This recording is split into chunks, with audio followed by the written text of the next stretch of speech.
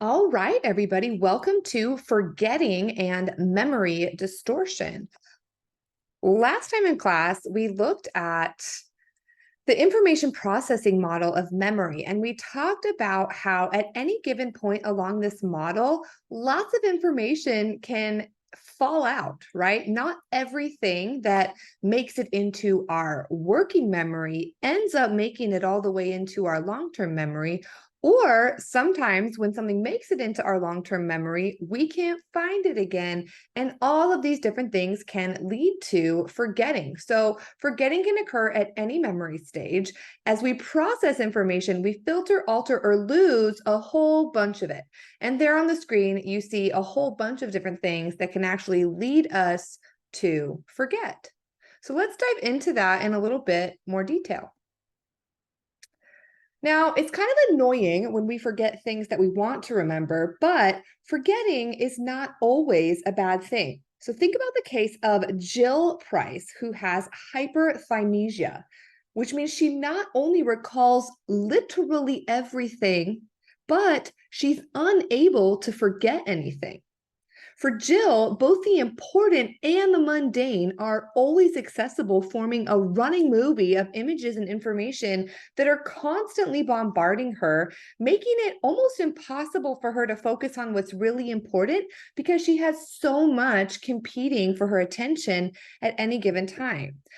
So when we do forget, a lot of the times we're forgetting things that are irrelevant. It's fine. We don't need to remember those things, which saves our processing for the things that really do matter. So what an incredible thing if we weren't able to forget anything. Forgetting is not always a bad thing. When we do forget, we want to look at two specific types of amnesia that are specifically linked to some sort of traumatic event and usually a traumatic brain injury. And these two terms, you guys, are really easy to confuse with one another. So I included a visual for you here. And we want to kind of distinguish between these. So, someone suffering from anterograde amnesia is not able to form new injuries from the time that the trauma or injury occurred. Retrograde amnesia is an inability to retrieve information from before the traumatic injury occurred. So let's say that you are out and about on a lovely Wednesday and bam, you get into a major car crash which causes traumatic brain injury for you. And let's say that you go unconscious, you're taken to the hospital. When you wake up in the hospital, if you're not able to remember your name or your mom's face or details of anything leading up to the accident, then you have retrograde amnesia. You can't remember information from right before the surgery, or I'm sorry, the traumatic brain injury occurred. But if you get into the car crash, you go unconscious, you go to the hospital, you wake up and you remember all of those previous things, but now you're not able to form new memories. So your doctor comes in, introduces himself to you, says, "Hi, I'm Dr. So-and-so." He leaves the room, comes back. When you see him again, you have no idea who this person is. Then you have anterograde amnesia. You're not able to form new memories from the point of the trauma. So again, retrograde amnesia refers to an inability to retrieve memory from the past. And anterograde amnesia refers to the inability to form new, specifically long-term, declarative, and explicit memories. So I want to talk to you right now about a really interesting case study in psychology. And this man's name is H.M. He is absolutely famous in psychology. Because at the age of 27, he underwent a surgery that left him unable to ever form a new declarative, explicit memory again for the rest of his entire life. And you can see him here at age 27 to the left, and as an older man toward the right. But let's talk about him in a little bit. So in 1953, HM's hippocampus was removed. He was suffering from severe seizures, and doctors felt like removing his hippocampus was going to cure his seizures. And we didn't know a ton about the structure and function of the brain at that time. So they went ahead and did that with his consent.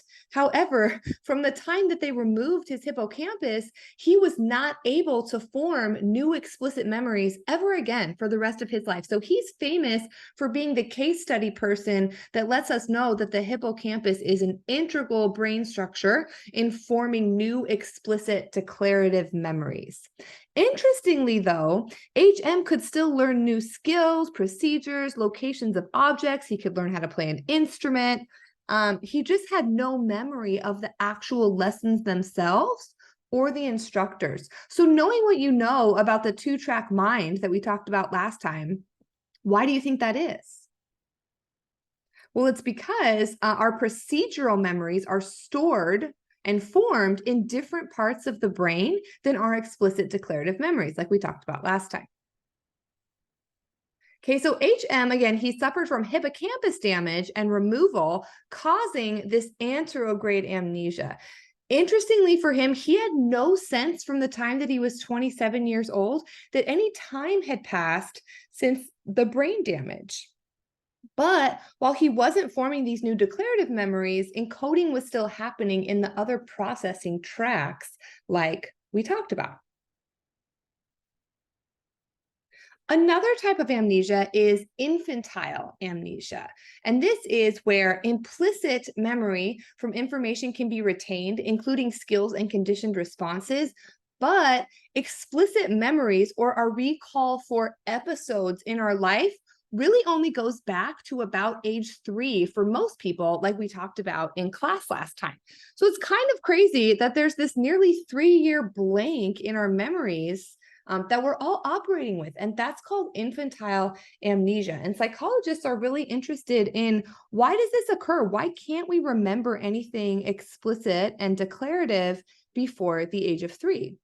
Two explanations. One's related to encoding and one to forgetting and retrieval.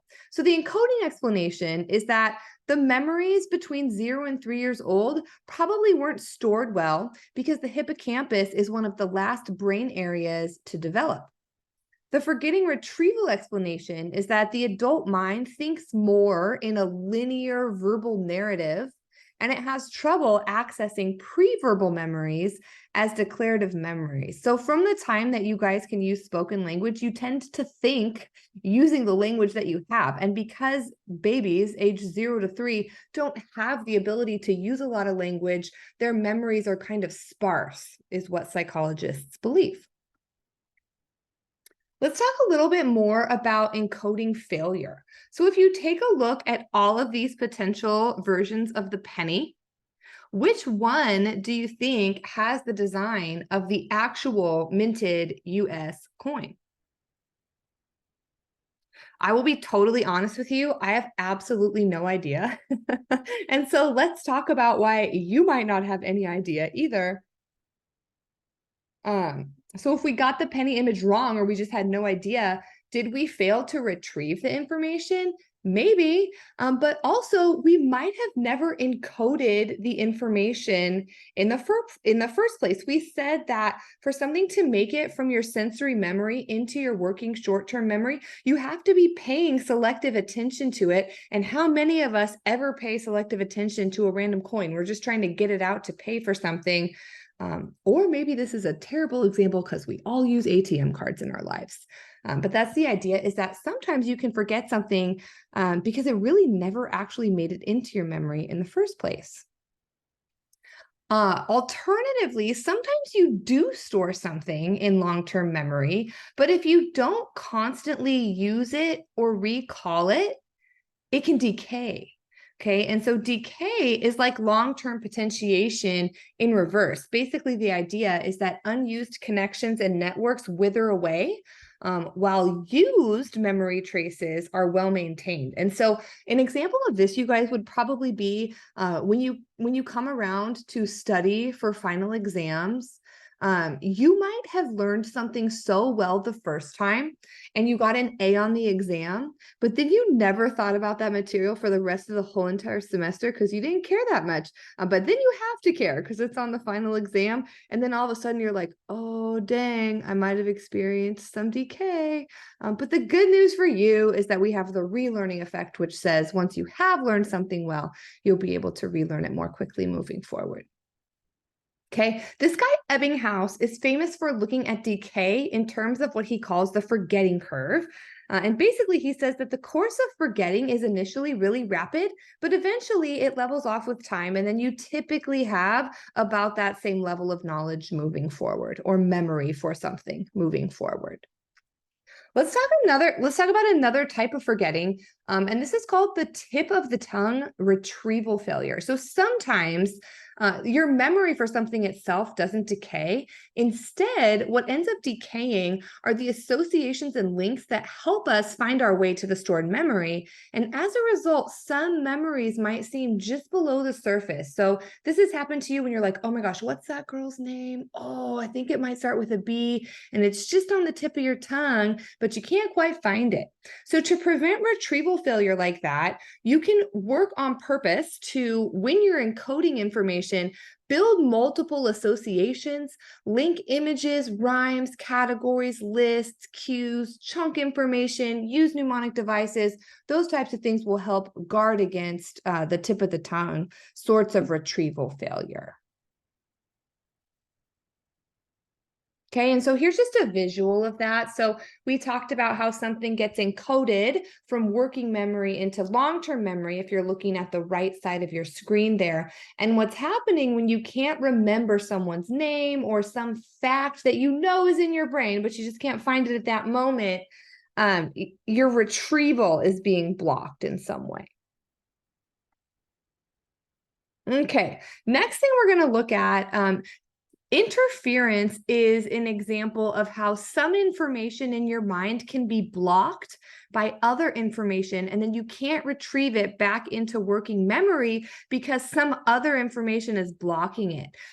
Just like anterograde and retrograde amnesia, these two types of interference, we have proactive interference and retroactive interference, they're really easily confused with each other. So I'm going to give you a whole bunch of examples of these things today, and I would love for you to try to think of as many as your own to get into your color-coded notebook or to your interactive notebook. So proactive interference is the disruptive effect of old learning on new learning. And so the idea is you can't remember new information because your brain is stuck on the old way that things used to be or the old learning that you used to know.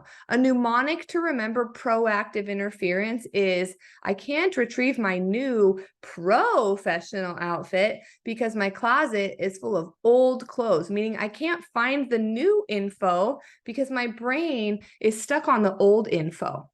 So an example of this would be, I don't know if you've ever rearranged your bedroom in your life.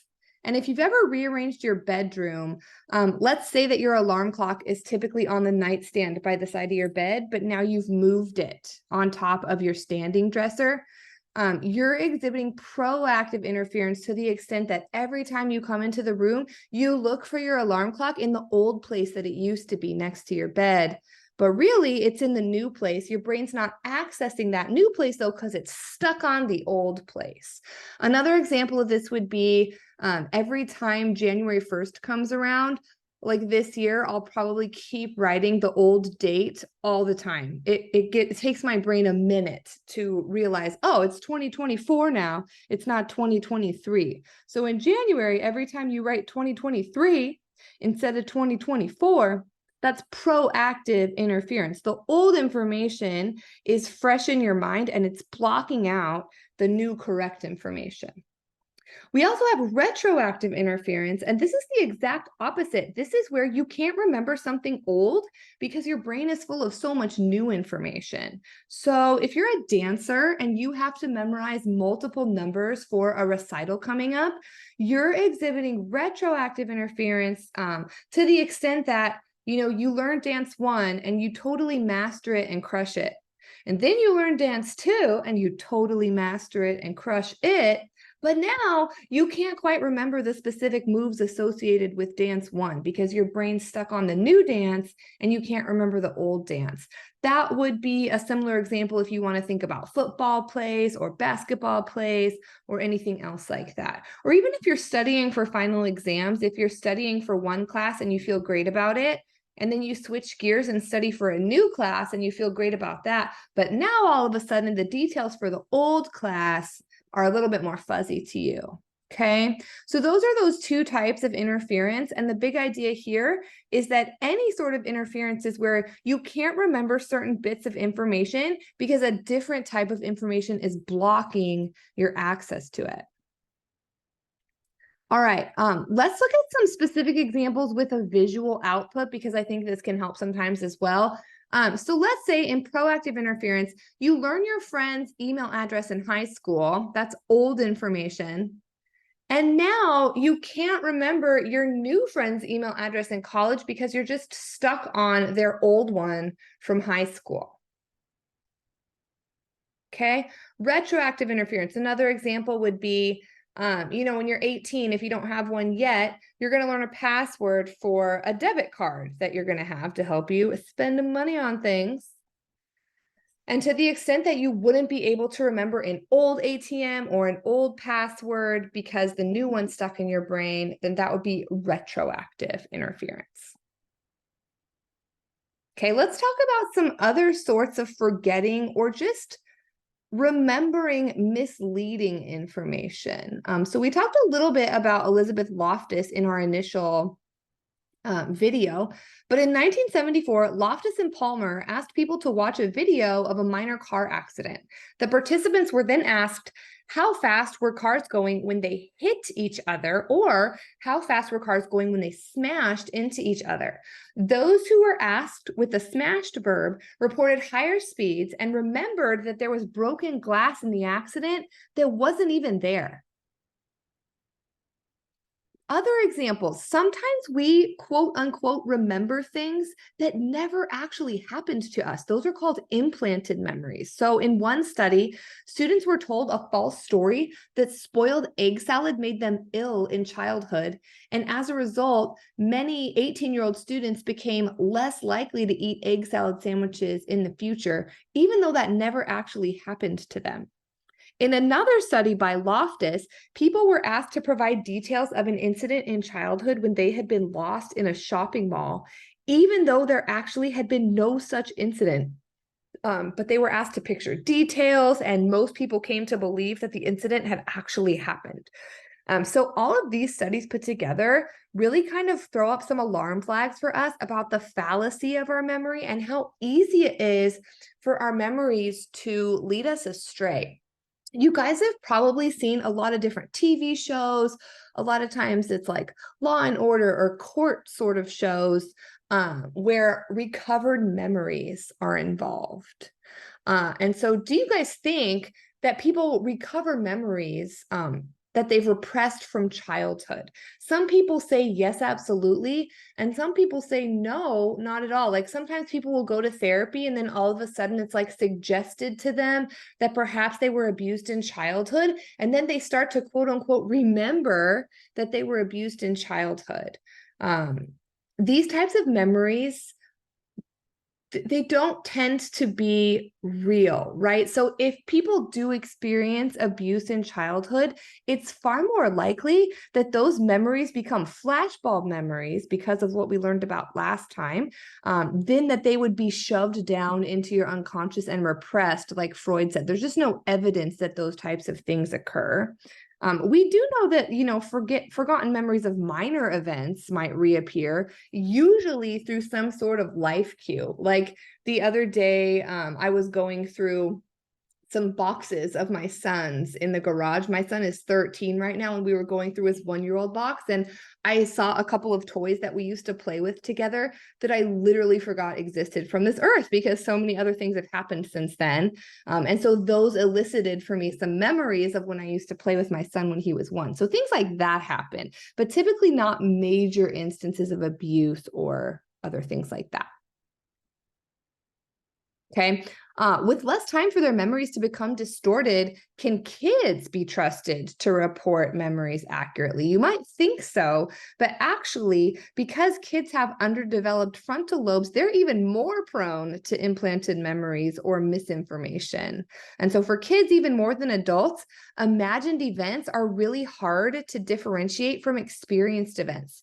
For instance, you might have some really specific photographs from the time in your life when you were between 0 and 3 years old. And you might think just by looking at those photographs that you actually remember what was occurring in those photographs, when in reality, you don't, because nobody remembers explicit memories between 0 and 3. Okay, so when there are court cases or other types of things like that, you have to be really really careful not to ask leading questions, to be really neutral and non-suggestive in your questions, because kids are so highly suggestible in their memories as well.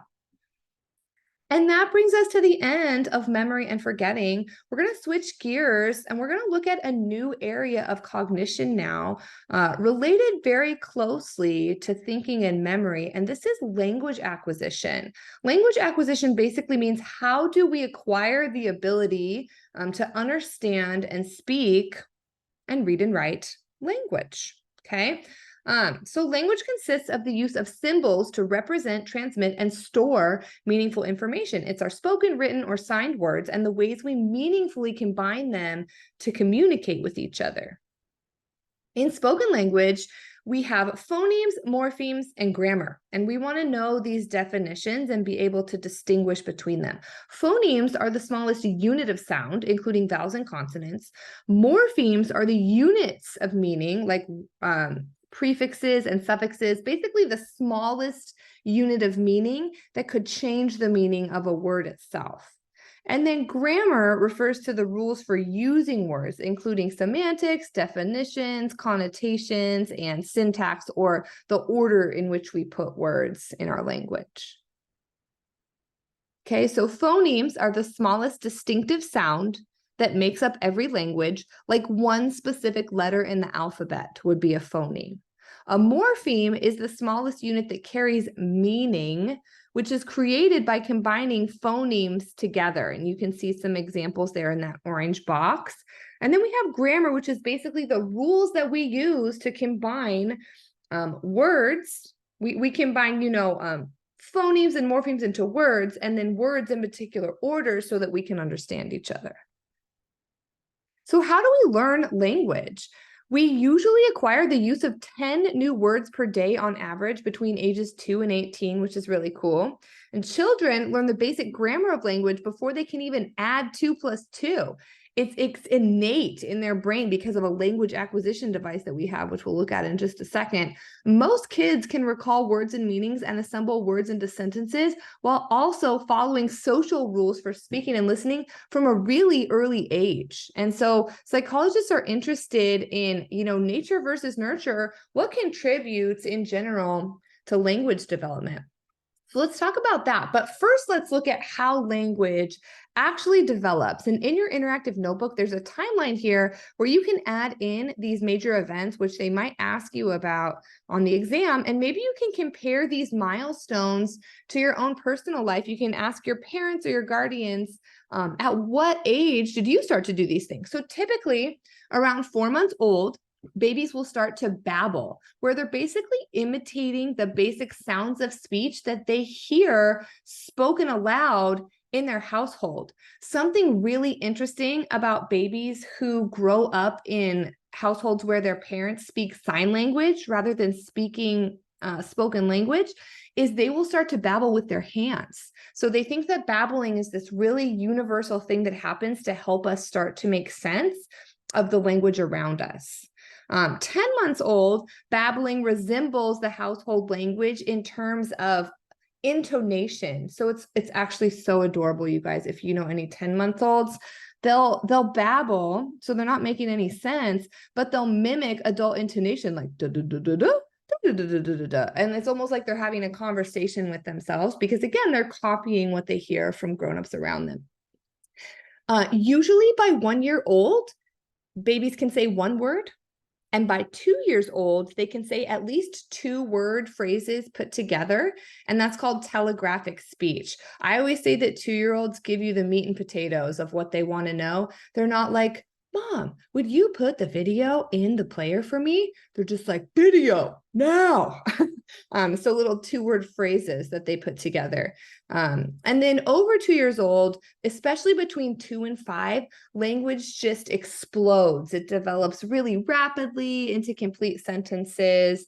And then is when children really start to be able to think more deeply because they need language to be able to think. Okay, so how do we learn language and grammar? The world's 700 or so languages are structurally diverse, but linguist Noam Chomsky is famous for arguing that all languages share some basic elements, which he called a universal grammar. And he felt like there was a place in the brain, he's never proved that this exists, but it's called a language acquisition device, and that we're born with a built-in readiness to learn language and plug information about specific language into our language acquisition device. So he says, no matter our language, we start learning in nouns rather than verbs or adjectives. That is universal. And that the best time to learn a language is in childhood. It's actually considered to be a critical period for mastering language. A critical period in psychology is a time of development during which you're very readily able to learn something new. But after that period closes, you're not as able to learn the new thing. Okay, so nature versus nurture when we look at language acquisition. Again, Chomsky felt like language acquisition was totally innate because we have this inborn language acquisition device that we plug our grammar into, which may or may not be true. There's also a nurture explanation related to operant conditioning, which we just learned about. And so if you think about a little baby, they just babble all day long, right? And then eventually, on accident, not even on purpose, they'll babble something that actually makes sense, right? So this happened to me when my first son was 1. He's just babbling. And then all of a sudden he's like, dada. He didn't do it on purpose. He just goes, dada.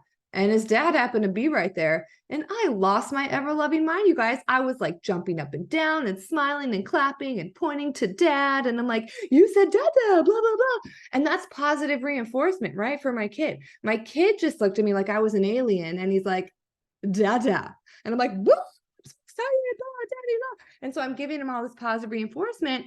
And so now he's motivated to say meaningful words because he gets to see me dance around like a happy, crazy person.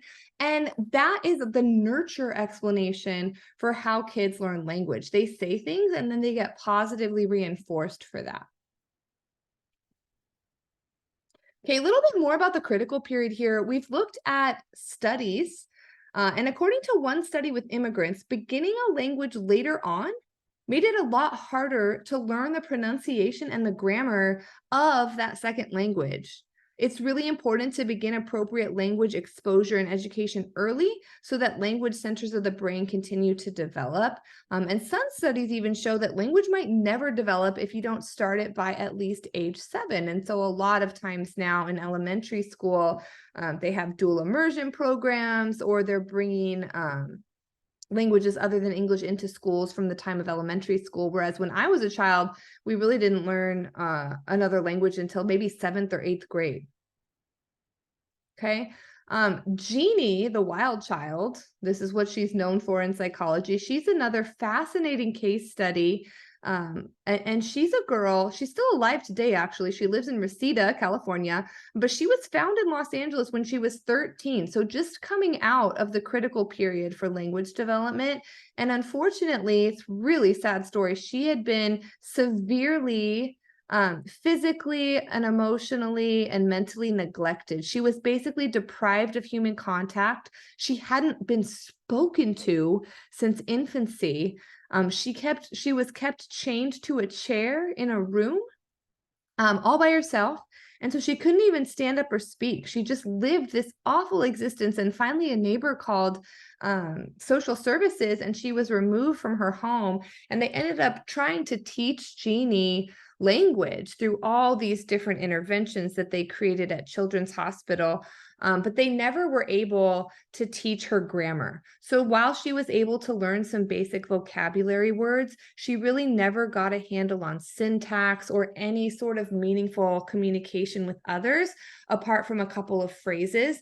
And they think it's because she was devoid of any of that input until after the critical period for language development had passed. Okay, and then kind of last little thing to think about here is that, again, as our language develops, our ability to think critically and complexly develops with it. This guy, Benjamin Whorf, proposed that the language that we have influences our ability to think. And in fact, we can't think about words that we don't know.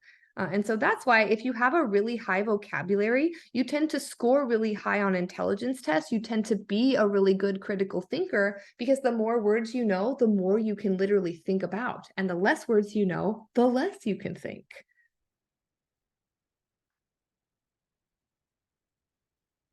Okay, last thing here. So linguistic determinism, Whorf says that language determines the way we think, that we couldn't have thought the things we don't have words for. Other research has shown that bilingual individuals think differently about their social world and even have different personality traits depending on which language they're using, because different cultures have completely different vocabulary based on what's important to them. It's totally interesting, I think, to think about the ways that the languages that we have influence our ability to think about the world. So huge kudos to everyone in our class who is bilingual. What an amazing gift it is to be able to think about the world in completely different ways from your peers, based on the language that you have available to you through your hard work of learning a second language. That's what we got for today, my friends, and I will see you in class